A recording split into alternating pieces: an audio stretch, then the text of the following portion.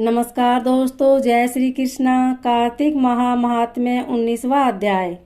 श्री विष्णु मम हृदय में प्रेरणा करने वाले नाथ, लिखो महात्म्य कार्तिक, राखो सिर पर हाथ।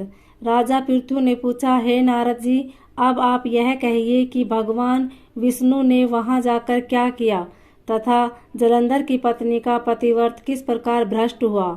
नारद जी बोले, जलंधर के नगर में जाकर विष्णु जी ने उसकी पतिव्रता स्त्री वृंदा का पतिव्रत भंग करने का विचार किया।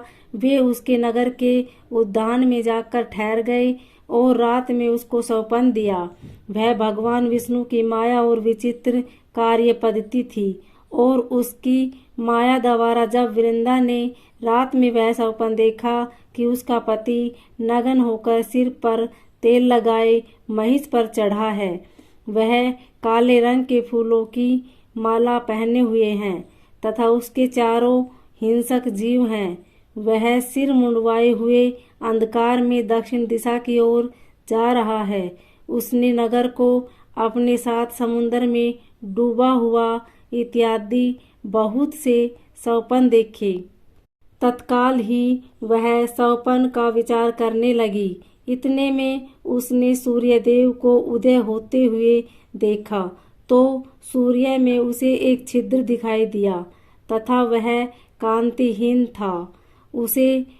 उसने अनिष्ट जाना और वह भयभीत हो रोती हुई छज्जे, अटारी तथा भूमि कहीं भी शांति को प्राप्त न हुई।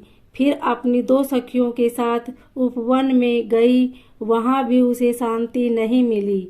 फिर वह जंगल में निकल गई, वहां उसने सिंह के समान दो भयंकर राक्षसों को देखा, जिससे वह भयभीत हो भागने लगी।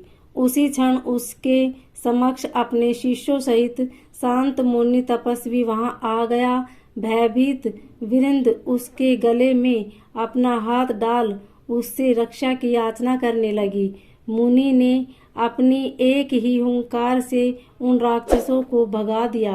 वृंदा को आश्चर्य हुआ तथा वह भय से मुक्त हो मुनिनाथ को हाथ जोड़ प्रणाम करने लगी।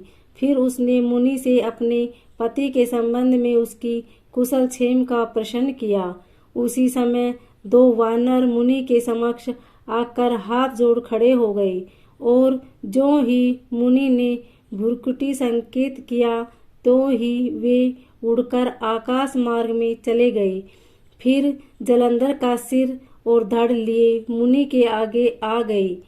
तब अपने पति को मृत हुआ जान वृंदा मूर्छित हो पृथ्वी पर गिर पड़ी और अनेक प्रकार के दारुण विलाप करने लगी।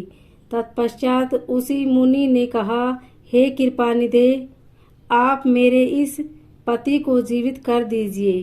पतिव्रता दैत्य पत्नी ऐसा कहकर दुखी श्वासों को छोड़कर मुनीश्वर के चरणों में गिर पड़ी। तब मुनीश्वर ने कहा, यह शिवजी द्वारा युद्ध में मारा गया है, जीवित नहीं हो सकता, क्योंकि जिसे भगवान शिव मार देते हैं वह कभी जीवित नहीं हो सकता। परंतु शरणागत की रक्षा करना सनातन धर्म है, इसी कारण कृपा कर मैं इसे जिलाए देता हूँ। नारद जी ने आगे कहा, वह मुनि साक्षात विष्णु ही थे, जिन्होंने यह सब माया फैला रखी थी। वह वृंदा के पति को जीवित करके अंतर्ध्यान हो गए। जलंधर ने उठकर वृंदा को आलिंगन किया और मुख चूमा।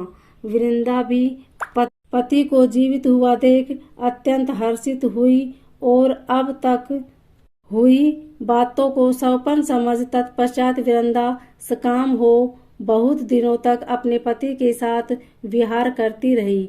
एक बार सूरत एवं संभोग काल के अंत में उन्हीं विष्णु को देखकर उन्हें ताड़ित करती हुई बोली, हे पराई स्त्री के गमन करने वाले विष्णु, तुम्हारे शील को धिक्कार है। मैंने जान लिया है कि मायावी तपस्वी तुम ही थे। इस प्रकार कहकर कुपित पतिव्रता वृंदा ने अपने तेज को प्रकट करते हुए भगवान विष्णु को श्राप दिया, तुमने माया से दो राक्षस मुझे दिखाए थे, वही दोनों राक्षस की किसी समय तुम्हारी सर्पेश्वर जो तुम्हारा शिष्य बना है यह भी तुम्हारा साथ रहेंगे। जब तुम अपनी स्त्री के विरह में दुखी होकर विचरोगे उस समय वानर ही तुम्हारी सहायता करेंगे। ऐसा कहती हुई पतिव्रता वृंदा अग्नि में प्रवेश कर गई। ब्रह्मा आदि देवता आकाश से उसका प्रवेश देख रहे थे। वृंदा के शरीर का तेज पार्वती जी के शरीर में चला गया। पतिव्रता के प्रभाव से वृंदा ने मुक्ति प्राप्त की। बोलिए श्री हरि विष्णु भगवान की जय।